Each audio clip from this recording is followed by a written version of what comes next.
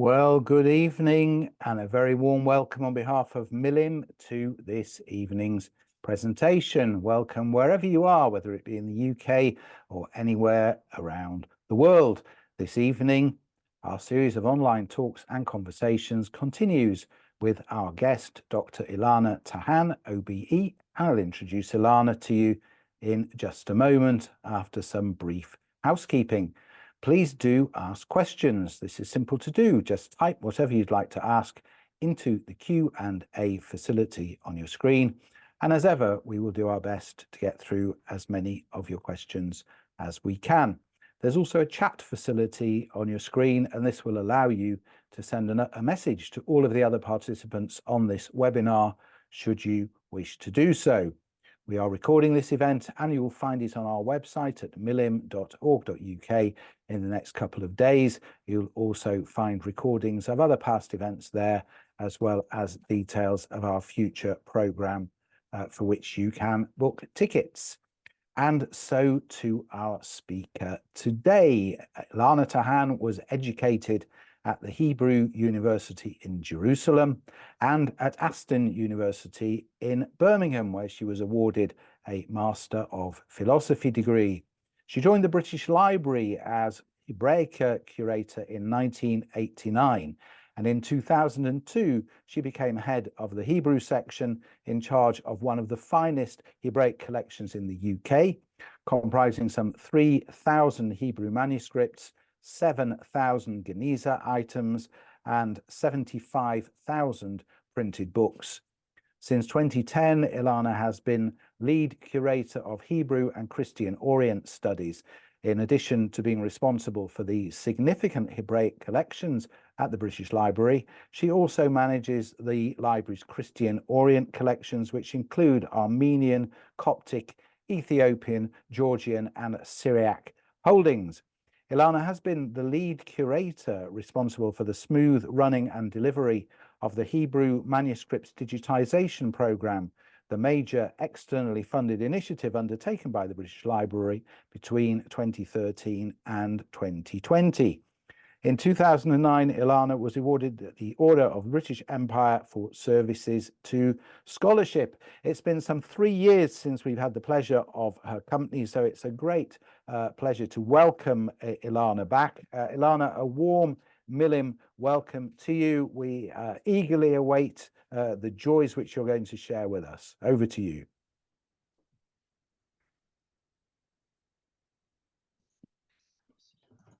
Oh, sorry, I'm trying to, here you go. Good evening, ladies and gentlemen. Firstly, I'd like to thank Milim for inviting me to give this evening's presentation. I'm delighted to be with you again after 3 years of a long pause, indeed. Without further ado, we will be discussing this evening the Jewish marriage contracts from the British Library.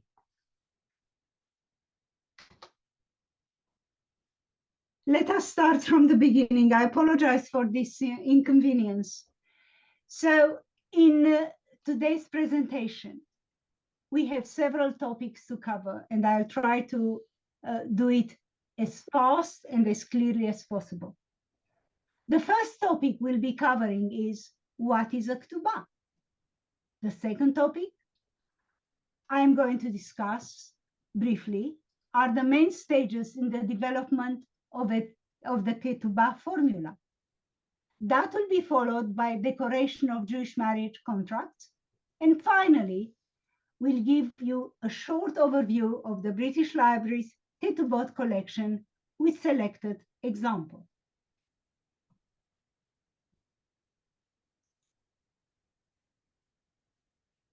What is a Ketubah, ladies and gentlemen? I'm sure you all know what a Ketubah is, but let us remind ourselves of its contents and its meaning and its significance. The celebration of a marriage is one of Judaism's happiest and most joyous events. To mark the occasion, a marriage contract, a ketubah, which literally is a writ, is drawn up stipulating the husband's binding obligations and responsibilities. The writing of a ketubah has been an integral part of Jewish weddings for over 2,000 years. The ketubah is a mandatory deed given to a Jewish bride on her wedding day for safekeeping, and it is one of the earliest documents granting women legal and financial rights. Its traditional Aramaic text lays down the bridegroom's financial and other obligations towards his bride, thus ensuring her protection and security should the marriage end through divorce, desertion, or death. Depending on their geocultural area of production or the social position of the families involved, Jewish marriage contracts might also include other elements.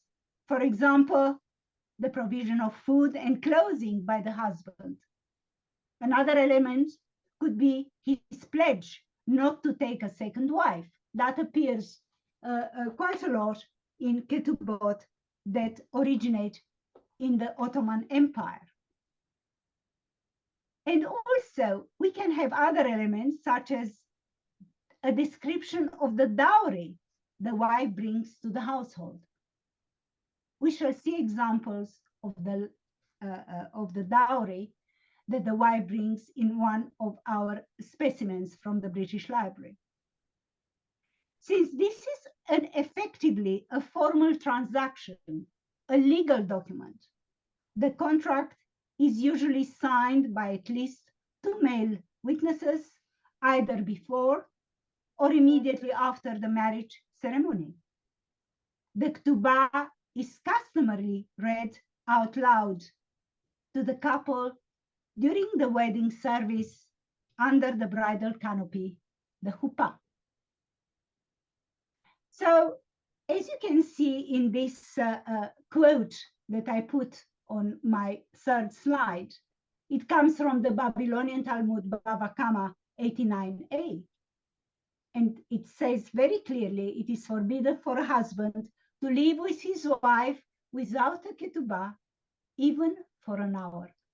So you can see the enormous significance of this document in the life of the couple, including particularly the rights and the obligations that have to be respected by the husband when he marries his wife.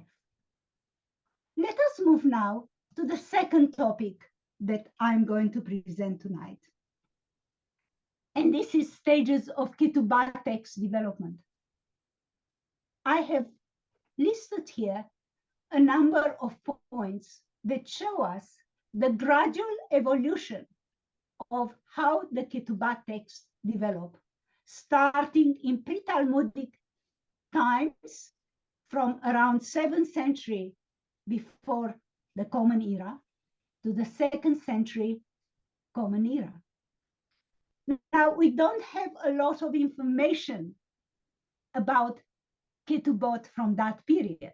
However, there are some documents that have survived, and they come from two sources, two main sources. There are Aramaic papyri fragments of marriage rites from the Elephantine Island, which is in Egypt, not far away from current Aswan. This was a community of Jews lived in the Elephantine Island centuries ago, and there are some ostraka and some papyri documents that have indications, especially the documents, the papyri, they have indication of marriage transactions. Most importantly, we have some more exciting evidence from the Cave of the Letters in the Judean desert. we know about archaeological digs in that area, especially archaeological digs that uncovered years back a cache of documents, more precisely 35 documents, called the Babata cache. Babata is the name of the woman whose documents were found in the Cave of the Letters. And among these documents, which are extremely important, Babata lived in the 1st and 2nd century Common Era, and she had preserved these documents, and they were found, luckily, by archaeologists, in a pouch. And one of the documents, ladies and gentlemen, was her ketubah, given to her by her second husband. Obviously, she had 2 marriages, so the ketubah that was found among the Babata documents in the Cave of the Letters was her ketubah. Of course, these ketubot are nothing to compare to the ones that we are used nowadays. And then we come to the next period, the Talmudic rabbinic ketubah, and that covers the period from the 3rd to the 4th century. And here, again, there isn't a precise formula for a ketubah in either the Babylonian or the Palestinian Talmud. However, there are significant clauses in the Mishnah Nashim, which is the tractate Katubot in order Nashim, woman. And these form the actual fundamental principles of writing Ketubot during the century. Although, as I said very clearly, there isn't a precise formula of the text of the Ketubah yet at that period. So it's a question of evolution, of development. Moving on to the Palestinian Ketubah, we're moving to the 10th to the 12th century. Palestinian Ketubot were mostly found in the Cairo Geniza. I'm sure you are all familiar with the Cairo Geniza. That was a very important archive of documents that was stored for a millennia in the Ben Ezra synagogue in Old Cairo, Fustat. That was the name of Old Cairo. And they were unveiled in the 19th century. And then we know that the majority of these documents from the Cairo Geniza are in the Taylor Schechter Institute in Cambridge, United Kingdom. Now, what is specific about this Palestinian Ketubot? Ketubot is the plural of Ketubah. They are not following a uniform formula because there wasn't one yet. Each contract is unique. We'll be looking at one example from our collection very shortly. Moving on to the 6th to the 15th century, we're talking about the European Ketubot. Now here we have a basic standard formula which drew on the Babylonian Talmud and various formularies and instructions found in medieval rabbinic authorities' writings. However, variation still reflect the economic, legal, and social circumstances of that particular period. So even up to the 15th century, we haven't got yet, according to my research, a proper text of a Jewish marriage contract. Now, this developed much later, and that was between the 16th and the 19th century, when we start having, due to printing developed, of course, starting from the end of the 15th century, very prolific printers lived in Europe after Gutenberg invented printing. And due to this new development, there was a wide dissemination of manuals containing instructions and formularies on writing Jewish marriage contracts. So these are the stages, you see a sort of very slow evolution of how the Ketubah text developed. So we are used to a Ketubah nowadays that contains Aramaic text, of course. In a Ketubah, I have to mention there are some very important elements that are always appearing, whether it is from pre-Talmudic period or Talmudic period up until now. And these are the names of the bride and groom, the date of the wedding, when the chuppah took place, and the place, the location where the nuptials took place, where the wedding took place. So these are very fundamental elements in a ketubah, whatever its period. Now, I'm trying to move on to our next topic, and that is more exciting because we will be showing shortly some examples of ketubah decoration. And again, there is a certain evolution of how decoration of ketubot, of Jewish marriage contracts, progressed from pre-Talmudic periods up until the 19th and 20th century until nowadays. So looking at the list I put on the slide, in the pre-Talmudic period, there is no ketubah decoration. And I mentioned the elephantine papyri and the Babata documents, and these are not decorated or embellished documents, not at all. We have no surviving examples of ketubot from the Talmudic period. We have not found any. So we don't know whether some of them may have been decorated or they were just unadorned, just text. Now, Palestinian ketubot, some of which I mentioned came from the Cairo Geniza, especially from the 10th to the 13th century, they have some decorative motifs. Not a lot. We're not talking about embellishments in pigments and gold and silver.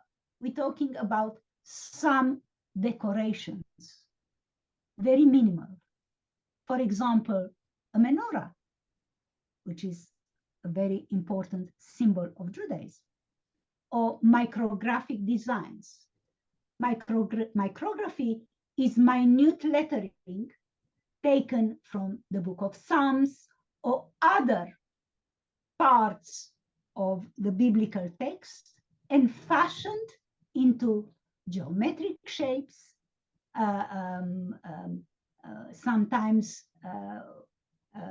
floral and faunal motifs. But at that period, between 10th and 13th century, the Palestinian ketubot would mainly have, if they were decorated, menorahs or some geometric micrographic designs. Now, coming to the medieval ketubot, we have some surviving examples from pre-expansion Spain. Unfortunately, none in our British Library collection. And these are simply decorated examples. And the main decorative motifs are floral, faunal, and again, micrographic and geometric. I'm afraid we do not have any medieval ketubot from pre-expulsion Spain in the British Library collection. Moving on from the end of the 15th to late 19th century, Ketubah ornamentation flourished among communities, mostly of the Sephardi diaspora, particularly in Italy, but also in England, the Netherlands, North Africa, and the Ottoman Empire. We have many examples that have survived, not only some in our collections, but across the globe in various Judaica and Hebraica collections. Now, in the 18th to the 19th century, Ketubah decoration blossomed among Jewish communities living in Islamic countries, notably Afghanistan and Persia. We have some examples, and one example that I'll be showing you shortly. Now, the art of Ketubah cannot be more exciting, elaborate, and lavish than in Ketubot created and crafted in Italy. And the pinnacle of Ketubah decoration and embellishment reached the pinnacle in Italy happened in the 17th and 18th century. It's the time when the most lavish, stupendous, elaborate Ketubot were created. These are lavishly embellished, and they have many artistic motifs and elements. The program is varied. It's very varied. It's diverse. It has beautiful colors. It has biblical vignettes or scenes. It has cherubs and putti. It has coats of arms. All these Ketubot are, as I said, the pinnacle of Italian artistic development. They have micrography, they have temple columns, they have zodiac signs, they have floral and faunal motifs, and many various others. I'm not saying that only in Italy you have these elements.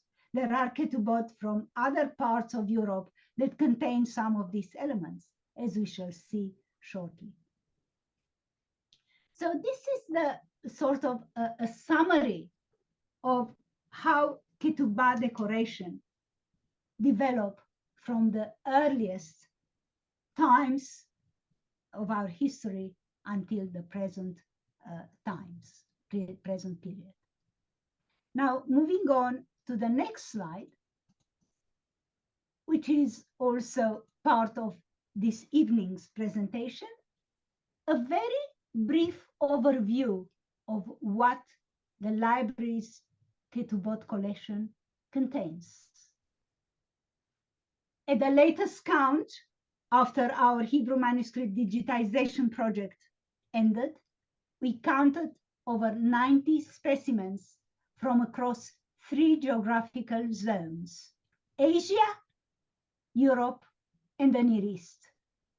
And these documents in our possession span 900 years, the earliest being 11th century and the latest being 19th century.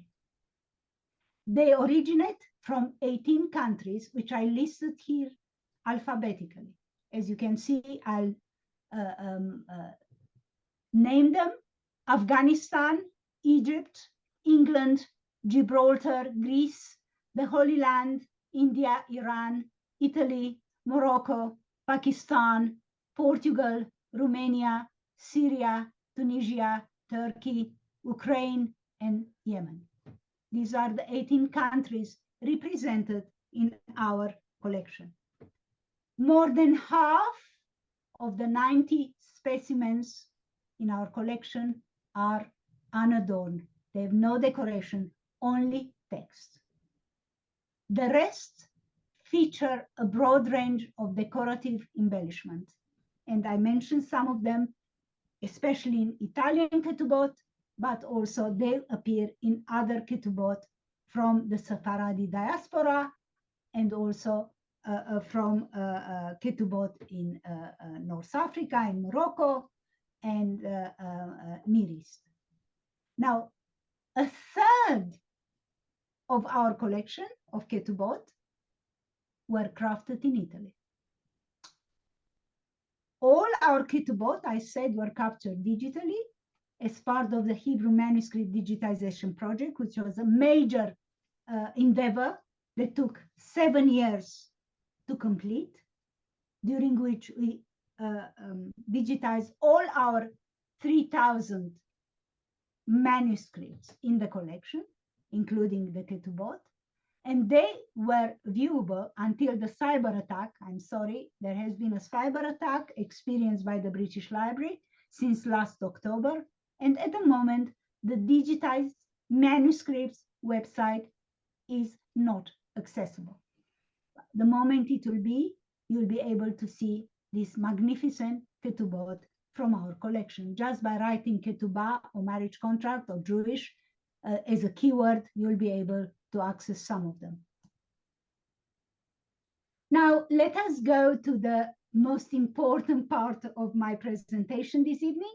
And these are the examples and the specimens that I have selected to show you from our Katubot collection. The first example, and the next slide, which I'll be showing you shortly, comes from the Cairo Geniza. We have 7,000 fragments from the Cairo Geniza. They have been digitized long before the Hebrew manuscript digitization project began. So we have 7,000 fragments or full manuscripts. Fragments, when I say manuscript, they can be little scraps of paper or just one folio of a manuscript. That's all that remains. So this particular ketubah, which is shown here on the right in its entirety, in fullness, comes from Egypt, from Fustat or Cairo, and it's dated 1064 to 65.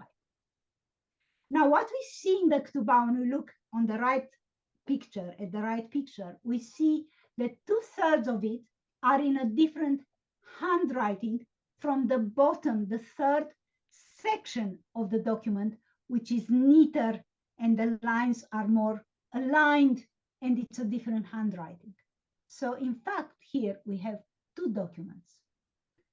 I enlarged the upper section of the ketubah. And here, as I said, we have some very important information about the nuptials, the wedding, in other words, of Faisal ben Ephraim and Hakala Gerushato. I'll explain that in a minute. Hasna bat Yosef on the 23rd in the month of Adar, and the year is 1064 to 65. Now, what is interesting about the text, he says that he's marrying at Akala, the bride, Gerushato, his divorcee, which I interpret, and other people have as well, as being a second marriage with the same woman. He divorced her, but then luckily and fortunately, he wanted to remarry her, and this is the proof that he did so. What is interesting about very early Palestinian ketubah from the Geniza is it's unadorned. It hasn't got any Aramaic text, and its formula and its text is unique. It's individualistic. There is not a formula at all, and no Aramaic. It's just Hebrew. Very difficult to read, I'm afraid. So this is the upper part, the upper section of the document. Now, in this slide, I'm showing the lower section. And the lower section is very interesting too, because this is a divorce writ, not from the same couple. The man who is divorcing is called Abu Bakr. That's all we know about him. We know that the date is also 1064-65. We know that we know the name of the person who is divorcing. We couldn't quite find, I couldn't quite decipher the name of the lady he's divorcing. However, what is interesting is there is a date, and the date is 24th of Sivan. So it's a bit in a get, this is a get, a divorce rite, a get. You also have these important elements which mention the name, the date, and the place where the divorce was given. And of course, the place is mentioned very clearly in the, I'm looking now, I think in the second line of the document of the section, which says Fustat Mitzrayim on the river Nile, on the Nile. So Fustat, Old Cairo, Israel. What is interesting, and it actually sets the document within the context of that historical period, is the mention at the lower section of this inscription of the get of Ali ben Amram, who lived in the second half of the 11th century, and he was the religious head of the Palestinian community in Old Cairo, in Fustat. So this document was witnessed or presented to him. Obviously, a get is also a legal transaction, a legal document, so it has to be presented to the authorities. So that's our earliest ketubah in the collection, the Palestinian ketubah from Fustat. Moving on to the Middle Ages, a most interesting ketubah, again unadorned. It has Aramaic, it has some Aramaic in it. This is the ketubah given in a place called Lari, which we could not identify very clearly, in Calabria, in 1457. The name of the bridegroom is sort not very legible, but he was the son of Solomon, and the bride's name is clearly mentioned. Her name was Peninnah, the daughter of Joseph. And of course, the name of the place and the date is given in the document. Why is this document so interesting? I mentioned earlier in this evening presentation that some elements in the ketubah are fixed, like the dowry, like the how much money the husband brings, and to protect his bride and so forth in the case of divorce or death and so forth. But also sometimes ketubot include other elements, like not taking a second wife or the dowry. It's very clearly detailed. It has a detailed description of what the bride brings in terms of dowry to the household. And this is a very good example of such a ketubah. Not only do we know what she is bringing from her parents' home, like bedding, curtains, and other linens, we also learn that some of them were embroidered in a particular style. We also learn that some of them are valued in the current currency of Calabria. Every single item that she brought as part of the dowry is valued. Every single item, every individual item, which is very, very interesting. And most interestingly for me was that some of the dowry items are not in Hebrew or Aramaic, but in Judeo-Italian. The language used is Judeo-Italian, which is the Italian language spoken in the 15th century, written in Hebrew characters. And that was a little bit of a headache because we have to use dictionaries and so that. So we're still working on that. I'm still working on it to decipher even more. A very interesting ketubah, not in the best of shapes, as you can see, not adorned, but its context, its text is very significant. Now we're moving on. We showed you unadorned. Now we're going to show you a beautiful, elaborately embellished ketubah from Senegalia. Senegalia is a community of a Jewish community which is located on the Adriatic Sea. It's not far away from Ancona. The Ancona is the closest town to this particular community. The ketubah is from 1680, as you can see. And here we have the splendor of Italian decoration, a very good example of Italian elaborate decoration, fine decoration. The top of the document, by the way, ladies and gentlemen, some of our documents that I showed here, the Geniza document and also the Calabria document are on paper, whereas this one is on parchment, animal skin. So what we see here is a scalloped top. Can you see the wonderful scalloped edges in the upper section of the document?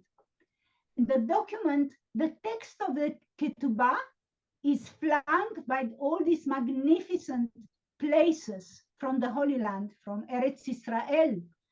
All these landmarks have been actually included in the decoration of this ketubah. Now, we believe that this may have been a template. In other words, an artist created, designed a ketubah, which a family who had a wedding then afterwards commissioned a scribe to insert the text. So it was like a standard thing that people, artists created, decorators, illuminators, and then a family who wanted a decorated ketubah, because remember, this cost a lot of money. It showed status, it showed wealth, it showed the social status of a family. So the more decorated it was, the more costly it would have been. So what we see here is a template which had probably been filled after they commissioned a scribe to write the text in the very lower, in the low section of the ketubah. It's flanked by all these magnificent landmarks from Eretz Israel. And now I'm showing you the top so that you can see it in an enlarged picture. And you can see there are two cartouches flanking the main architectural structures that we see here, the main edifices. These cartouches would have probably included coats of arms of the family, depending on their social status. Of course, some families, some Italian families are noble and they had coats of arms and or additional elements that the family would have commissioned. So this is the ketubah from Senegalia, and you can see the development in terms of ketubah writing, ketubah decoration, and so forth. Now, moving on to one of our most magnificent ketubot in the collection, another Italian exemplar, another Italian specimen from Modena in Italy. Absolutely gorgeous, absolutely superb. If you see it in real life, I mean, the picture is good, but it doesn't do justice to the real object. And what is interesting here that we have, it's exquisite. It has so many elements. It has imposing architecture, as you can see the structures, the columns. It has winged cherubs and holding trumpets at the very top. Maybe it's not very clear from the pictures, but I assure you there are cherubs and trumpets at the very top. It has micrographic lace in the double frame. Just here, I'm showing you sort of, this is all micrography, this pale frame flanking the architectural structure. And then there is another frame with vignettes taken from biblical scenes, and also the zodiac signs, which is a very common element in Katubot, of course, in Italy, but in other Jewish communities as well, the zodiac signs. And also there are cutouts that you can't see from the pictures. So the artist had done cutouts on a reddish background that can be only seen when you look at the object or when you look at the zoom facility on the digitized manuscript website.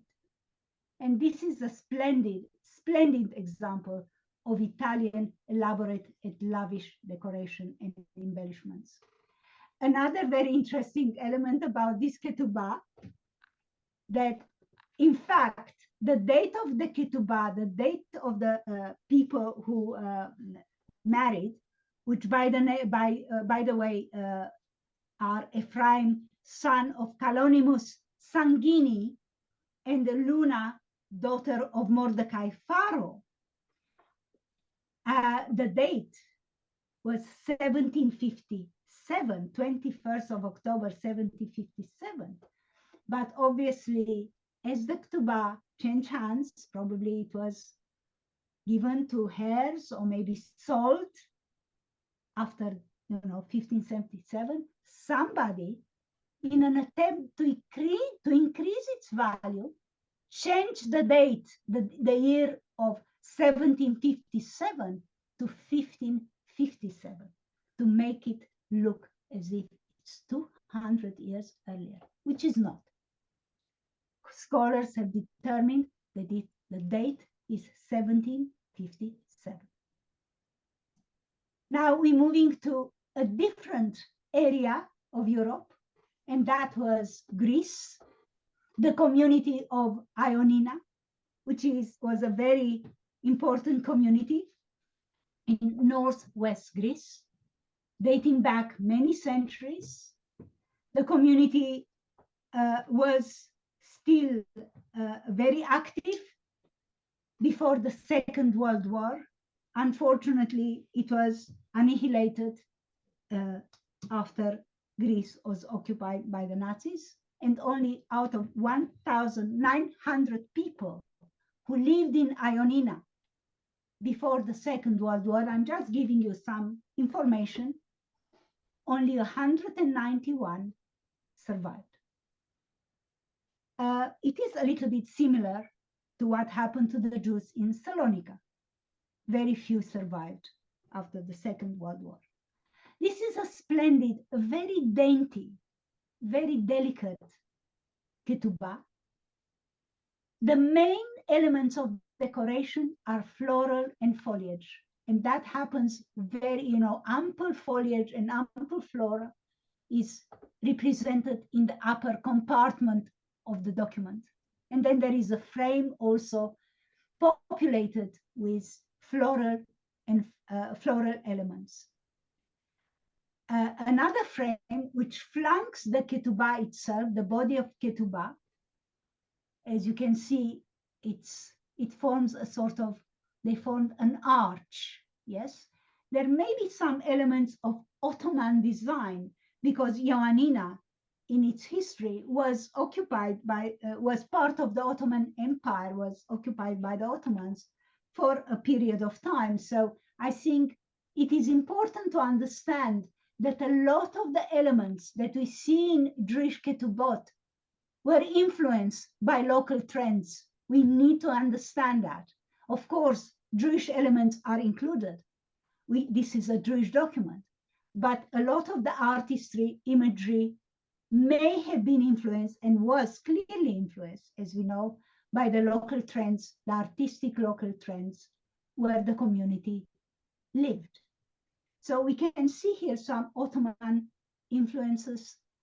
What is interesting is also that, like in the Modena Ketubah, we also have around the text, the body of the text of the document, we have all these magnificent signs of the zodiac. So the signs of the zodiac is a common element, a common motif in some Ketubot, Jewish Ketubot. Now we move on to Portugal. And this is a very fine, dainty, very sort of chic little document on parchment. At the top, it has an Aramaic inscription, Besimantov, I translate that, and Mazal Tov. Of course, this is a benediction to the couple who is getting married. And the decoration here is just this garland, beautiful garland that sort of surrounds the text of the Ketubah. This is a very late Ketubah from Portugal.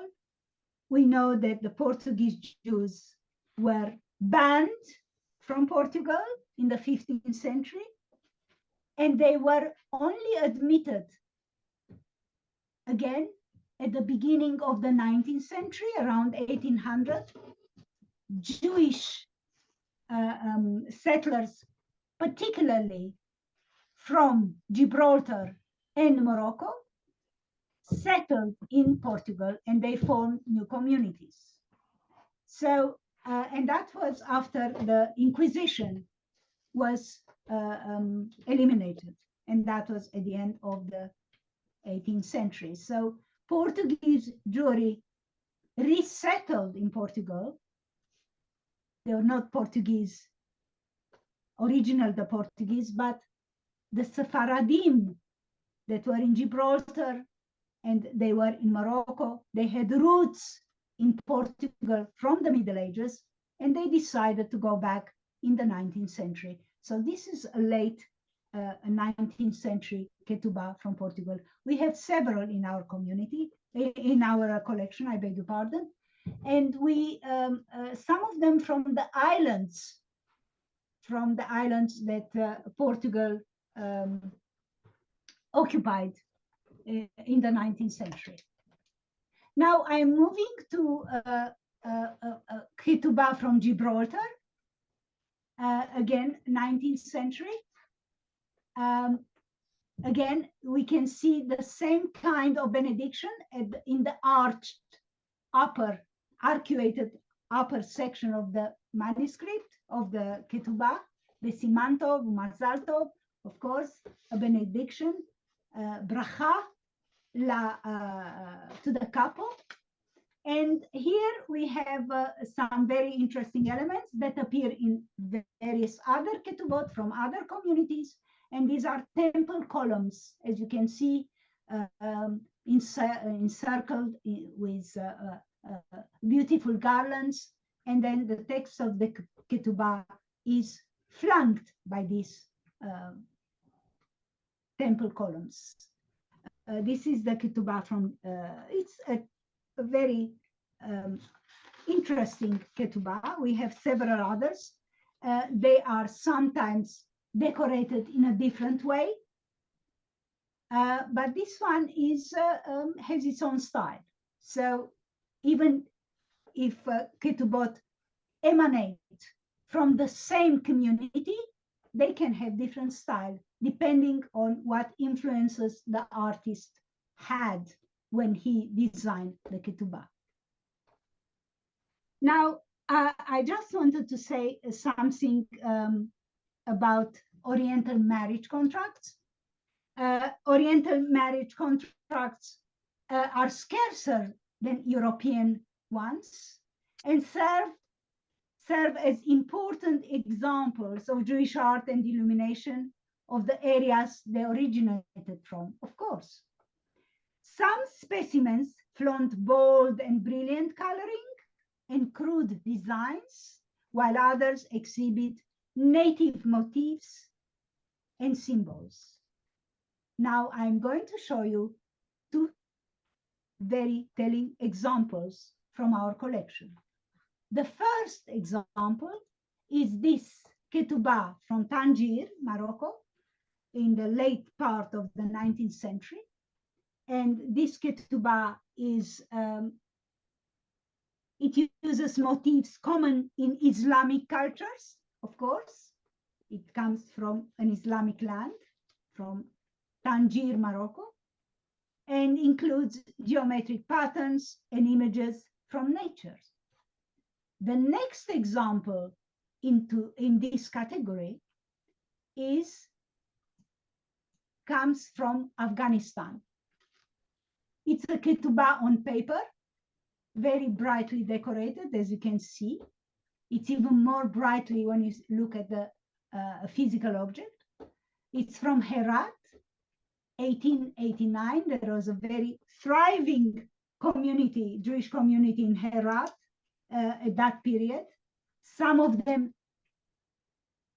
migrated from Meshhed, from Persia, and they settled in Herat. And what is interesting about this ketubah, first of all, we know the name of course, we know the name of all the brides and grooms that I show you in the various ketubot that I showed you, but I'm giving you here more details. Pinchas, son of Yosef, marrying Bathsheba, daughter of Netanel, on the 15th of Sivan, 1889. Okay, and that is approximately 14th of June, 1889. The terms of the ketubah follow a fixed Afghani formula that specifies a gift from the groom of 225 zuzin.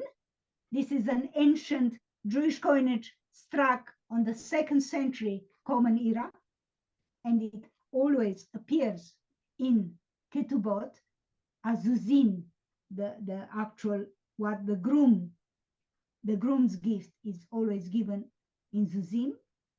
And then we have additional histosefet, an additional gift of 10 zuzim, and then the bride's dowry. But unlike the ketubah from Calabria, which had a details about every single object that she brings to the household, here we only have the value of the dowry, not a very, we have some indication of the value that she brings to the household.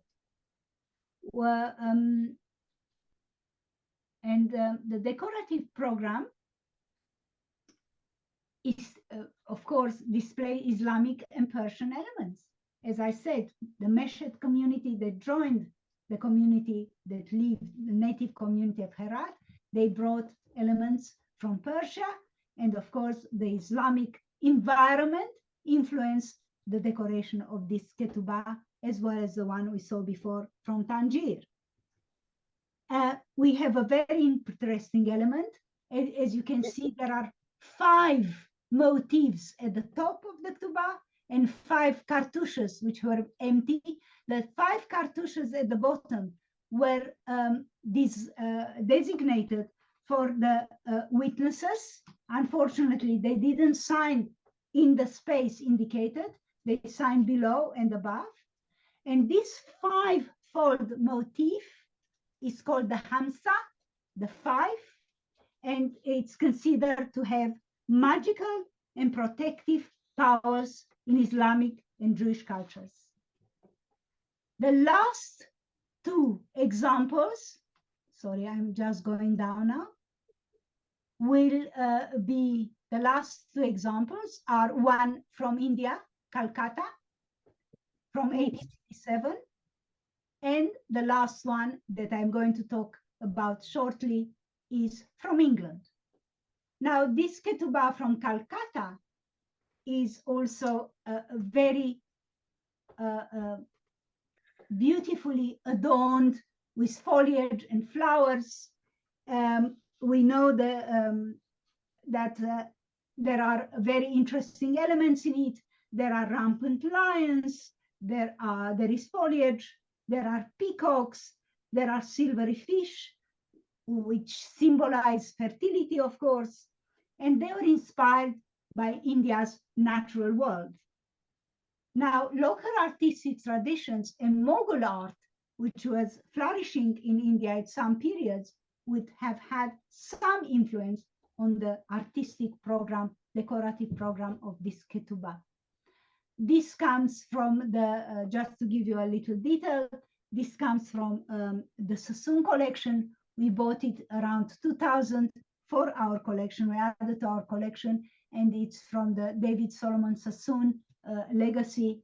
He was a Baghdadi maverick, a businessman who collected widely, and he has a vast collection. He lived in England, and his collection of 1,100 manuscripts were sold to the British Museum in the 20th century. Not all of them, of course, just some. The David Solomon Sassoon collection was sold at auctions, but we managed to get some of them. So it was a magnificent collection of about 1,100 manuscripts. We bought that at an auction. And finally, ladies and gentlemen, I just wanted to show you this wonderful ketubah from London, 1802. This ketubah is different from the ones that I showed you. And it is, that is because this ketubah was the result of the development of printing in Europe, which brought with it new decorating techniques. And these were employed to embellish Jewish marriage contracts as well. So the technique I'm referring to here, which has been used to decorate and embellish this marriage contract from England, is called copper plate engraving. The handsome full copper engraved border adorning this beautiful ketubah, London ketubah, was apparently modeled on a plate developed in Amsterdam in 1687 and brought to England. And we have several Katubot very similar using this technique of copper plating. As you can see, it's not in colors, but it is beautiful ornamented.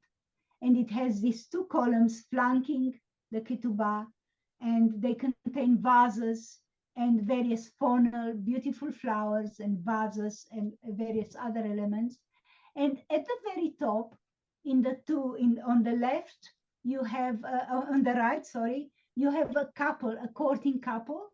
And on the left, you have an expectant woman, which is a symbol, sort of a symbol of fertility. So far, I showed you some magnificent examples from our collections. I hope you have enjoyed them. And in conclusion, before I say thank you, a big thank you for your patience, and I apologize for the hiccup I had at the very beginning. In conclusion, I want to say, and you can read that too from my slide, the art forms found in Jewish marriage contracts vary from country to country and reflect the artistic developments and trends of their original locales at particular periods. Yet more than just being visually appealing objects, Katubot are significant historical records revealing social patterns, traditions, and values within the Jewish communities they originated from. Thank you very much indeed for your patience and your attention, ladies and gentlemen. Ilana, thank you so much for your amazingly insightful talk. As you can imagine, we have a few questions. We have quite a few questions, so maybe if your answers can be suitably brief. So Sunny Koski asks, there's no mention of Katubot from Spain in the British Library collection. Is there a reason? Is there a reason why? Well, I Do you have any? during my presentations that unfortunately we do not have anything from Spain. Okay. Unfortunately, these are rare documents, but we do not hold one. And when I listed all the 18th country, Spain was not one of them. Portugal was, but not Spain. So Yvonne Cheney from Southern California, one of our regular viewers, is interested whether any of the Katubot in the collection are on fabric. You mentioned paper, you mentioned animal skin. Are any of them produced on fabric? No, I'm afraid not. We don't have such specimens. No, sorry. Okay, you might have covered this earlier, but Philippa Lester asks, is it possible to view any of the Katubot at the moment in the library while the website is not functioning? This can be a problem, and that is because at the moment, because of the cyber problems that we are experiencing, the users that come to the reading rooms, they do come, they only have access to 4 manuscripts at a time, not more than that. And they have to be readers with valid reader passes. And everything is done manually because our systems are still down. So it's not a very good time to visit, to pay a social visit. We can't have any show and tells because during show and tells we show magnificent documents and magnificent stuff from our collection. At the moment, this is not possible, I'm afraid. But when the digitized manuscript website is up and running again, we can inform Jonathan and Alan, and you may be able to go and look at them and zoom and look at the details, because this evening I couldn't show you enlarged images, unfortunately. So one of our viewers is interested whether the Hebrew University or the Israel National Library collection has digital copies of the documents that the British Library holds. This is true. We do have. They are all in the Ketiv database at the National Library of Israel. And if you go and there are criteria of searching, you can say Katubot British Library and see what you get. If you can, get any information. If you are interested, I can send Jonathan or Alan the link to the National Library, but this is not a problem. You can find it on the internet. I just wanted to mention, because the lady asked whether she can see, there is the Afghani Ketubah from Herat is in the treasure gallery. So you can go and see it. Okay, there is one Ketubah, and that's I've chosen to show the one from Afghanistan, and you can see that one if you want. So this is in the Treasures Gallery at St. Pancras. Which is open, yes. You open can every day, free admission. Yes. Anybody Yes. can go. In the Jewish case, we have a Jewish case of several manuscripts, and this is one of them. Which is right at the far end, if I remember right. That's correct, Jonathan. Now then, Michael Lewin is interested. Are there differences between today's Ashkenazi and Sephardi standard Ketubot? And if so, what are they? Well, I believe, as I explained, a standard Ketubah would have certain elements, and that applies to the Sephardi Ketubot. However, we are I haven't shown any example of 20th century current Ketubot from the 21st century because we have none. our collection goes sort of back centuries, as you can see, up to the 19th century, late 19th century. So whether there are differences, I believe there might be, still might be, but I wouldn't be able to pinpoint what differences there are. I believe I've looked at Katubot that were, including mine, that was given many years back. And it's a standard ketubah in which all the elements are mentioned, the dates, the names of the couple and everything. I think it's standard, and it's usually 200 zuzim. That's the text, isn't it? 200 zuzim for a bride. I don't think that it is usual or common nowadays to write all these details about dowry. Remember, nobody has dowries nowadays. Maybe my grandmother had when she got married, but coming to the sort of 20th century, these sort of things, I don't think they are mentioned in a ketubah unless the bride and the groom agree to that. So there is a possibility of adding things to the ketubah if you want to, but I think we have standard ketubot nowadays. Well, Ilana, this has been absolutely fascinating. We could speak on this subject for hours and hours. I'm going to send you a little thank you for being our guest, a book of some of my photographs. Excellent. 75 Faces of Israel for 75 years. So I hope you'll enjoy flicking through that. Now, let's just tell our audience what's coming up. On Monday, we've got Saskia Conan-Snyder, as I mentioned right at the beginning. She's speaking about the unique Jewish contribution to the world of diamonds. We were going to have an event with John Idaho about the Esther Simpson building and his book about Esther Simpson, but unfortunately John is not very well and we will be postponing that talk. It will hopefully be a live talk at the Esther Simpson building in Leeds, live streamed, so watch this space and we'll give you some more information as soon as we can. Monday the 11th of March, we've got Roy Homburg, and he is with us for a joint event with the Yorkshire Jewish Professionals Archive. And the title of his talk is From Here to Maternity, from Roundhay to Ramat Aviv. That promises to be another fascinating evening's talk.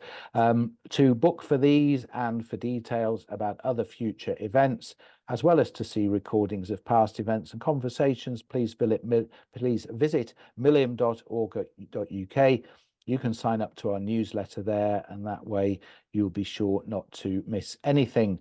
All of our online events are free, as indeed are some of our live events, but you can, if you wish, make a donation to support our work. There's a link in the chat, and you'll also find it on our website.